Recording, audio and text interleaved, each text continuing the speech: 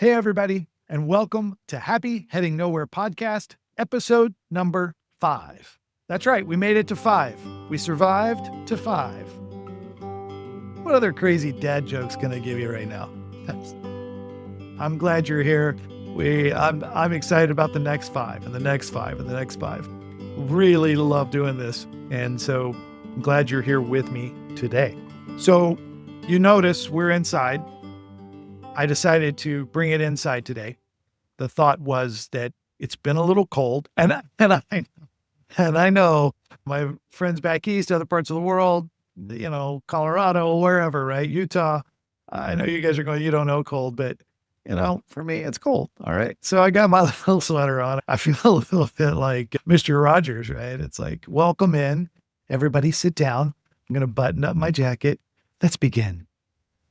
So today we're inside, and some of that's the weather we're having, about the crazy winds we had last week. So intense. I haven't seen winds like that in the 30 years I've been here. Seriously, it was really intense.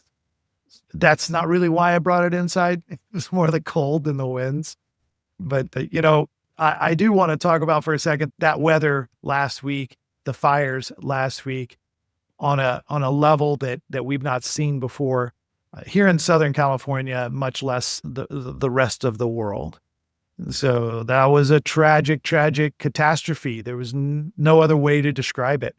We're not close to there, but it obviously shook us up because we do have those wildfires here in Orange County, but we're still about an hour and a half away from there. So no impact this time, but it does cause you to think about, okay, what do I need to prepare? I think it brings a good lesson up for us about preparing for these things. And so in future episodes, maybe we'll look back on this and we'll talk about preparation, how we can prepare for the worst and get our minds ahead of it before our bodies have to act, before there needs to be decisions made. We'll already kind of have a plan. That's always a good thing to have, a disaster recovery plan. We used it in IT, companies use it, governments use it. So maybe in our own lives, we need to put together that disaster recovery plan, but not this week. All right. So on to other things. We've been talking here about overwintering, this process that we're going to go through that's going to prepare us for the spring. Around the end of the year, the beginning of the year, people like to make lists, thinking about the past, or they like to make resolutions, thinking about the future. The new year, new you challenges abound. But for me, my thought was we'd do something a little different. Maybe it'll become a thing. But the idea is overwintering. It's not trying to do a bunch of activities. It's not overcommitting to things that we know we're not going to do anyway. It's slowing down, taking some time, thinking about what we want to be, who we want to be, what we want to do, and calmly, slowly preparing for that, not just over a day, but over a course of 3 or 4 weeks. We've been talking about this subject of overwintering, getting ready for the spring and getting ready for growth. And step number 1, a real quick summary up until now. Step number 1, preparation, preparing the soils. What we do in gardening, the farmers, they prepare the soil, they let it rest. Nature prepares themselves for what's coming in the winter and heading into the spring. For us, it's about exploring how we can clear away distractions, unnecessary commitments, and really create space for those things that truly matter. So that's preparation. Second step was conservation, conserving our energy, simplifying our routines, slowing down so that we can become stronger, focusing on what restores us, what energizes us, and then building some sustainable habits, not just making resolutions, but wanting to work on sustainable habits for our lives. So that was step 2. So step 1, preparation. Step 2, conservation. Third is protection. Now, the third idea is not about isolating ourselves, but behind a big giant wall and not talking to people. That's not it at all. What protection is is about safeguarding those things that matter most. We create a little fence around the things that matter most, and we don't allow the world, life, distractions to come in and to truly disrupt us, steal our energy from those things that matter most. So let's talk about that a little bit more. How do we do that? So so the first thing we want to do in protecting ourselves, in creating those barriers, is we need to identify what we're protecting. We need to clarify what matters most to us, the things that we value the most. So ask yourself, what's the thing that's most precious to you right now? It might be your time. It might be your energy. It might be a person. Those might be the things that you're really focusing on. Those are the things that are the most important to you right now. The relationships that nourish you. By identifying what's the most important thing, you can better understand how it needs to be sheltered, how unnecessary demands may impact it, how the distractions in life cause you to be pulled away from it. So as we think about those things that matter most to us, we should think, what is it that's pulling me away from the things that matter most? Is it overcommitting to social events? Keeping our lives really busy so we don't really have to think? Is that what we do? Is it toxic relationships? Do we need to tone down any relationships in our life that aren't benefiting us, that are a drain? Maybe that's something we need to look at in the new year. Maybe it's spending excessive time either watching TV or doom scrolling. I do my fair share of that.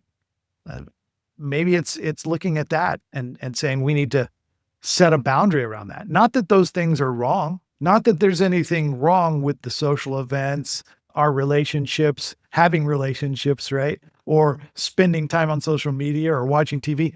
In and of themselves, not wrong. But when they pull us away from the things that we really do care about, they can really harm us. So we want to set these boundaries. We want to set these intentional boundaries. And they're just more than those barriers, as I talked about. They're commitments. They're really commitments, not just a resolution, a commitment to our well-being. They help us define where we end and where others begin. I was talking about boundaries a couple of years ago. I think it was a couple of years ago with my wife, and she had a good example of a bubble, the bubble that she kind of puts herself in, that she says, I don't let everyone inside the bubble. And sometimes the bubble expands, sometimes it contracts, but I don't allow that bubble to be penetrated by anyone that I don't want to give my time to. So I create this space. Obviously, as you go throughout the day, you have to talk to people, deal with people. I mean, Stoicism talks about that. It talks about, hey, today you're going to have to deal with crabby people, angry people, frustrated people, mean people, whatever it may be. Doesn't mean you don't encounter them, but you don't invite them into the bubble. And so I think as we think about relationships, as we think about our energy, our time, we should say, hey, let's put a bubble around the things that are most important. So as you set your boundaries, you got to remember you're not doing it alone. Your support systems, your trusted friends, maybe it's your coworkers even, your family, mentors, they play a critical role in reinforcing how you want to protect yourself. And, this past, I think it was just yesterday, I was having a conversation. We were talking about my new year and some things I was wanting to do differently. And so I was asked the question, what is it you want to do differently in 2025? And I gave the answer of, I want to do this. I want to do that. I want to make better plans. I want to keep my email leaner. I want to do a better job at managing little projects, that type of thing. What do I want to do differently? Then the question came, who do you want to be? Who do you want to be differently?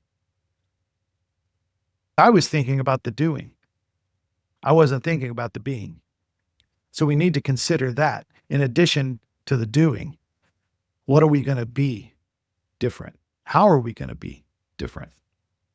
And so in that case, we go on to this next step, which is reframing self-care as protection. View self-care not as an indulgence, not as something that you go, I don't want to do this thing or that thing or buy this thing or that thing because I don't want to indulge. My mom was like that.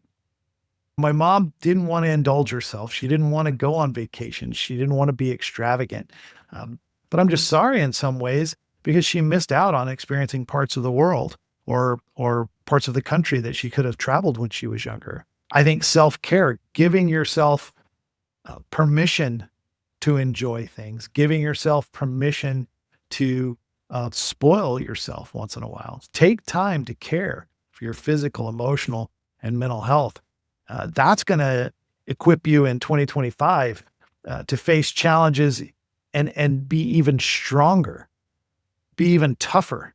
Now, on to the next step, embracing the power that you have in one little word, no. I said it a couple of weeks ago. I don't know if it was on a podcast or one of my shorts. I don't remember what it was, but I said, we got to remember that everything that we say yes to is a no to something else.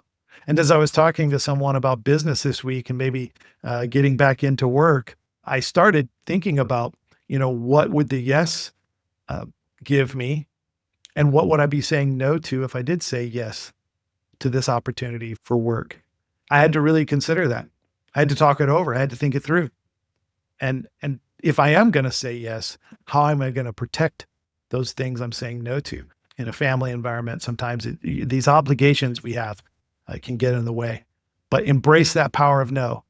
Every no creates space for something you can say yes to that's better for you or that you enjoy. So moving forward, let's focus on what preparation looks like for each one of us. What boundaries do we need to reinforce? Where can you say no to safeguard the most important things? What are some ways we can look at taking care of ourselves better, enjoying the things that we do have, things that are around us? So prepare yourself for that by protecting yourself. That's what I want you to focus on this week. Those are the three things that we've talked about up until now. If you haven't had a chance to read back through those, to listen to the earlier podcast, maybe that'll be something that'll encourage you and give you a little bit more context to what we're talking about today.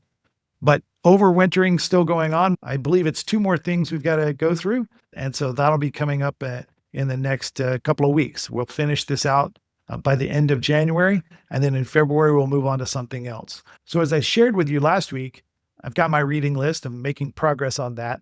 I had an idea and we'll see how it materializes, but I'm thinking about doing a meditations reading that I can share with you guys because as I'm rereading that book, just book number 2, chapter 2 is enough. Like if that's all you read in meditations, that is the whole thing right up front in the book. Just pow, punch you in the face. I'm thinking about maybe sharing that with you guys as I'm reading that every day. So we'll see. We'll stay tuned for that. But that's it. That's all I got in the little book to share with you guys today. Stay tuned for the next week's podcast. And hey, if you liked it, share it with a friend. Everyone take care. Talk to you later. Bye.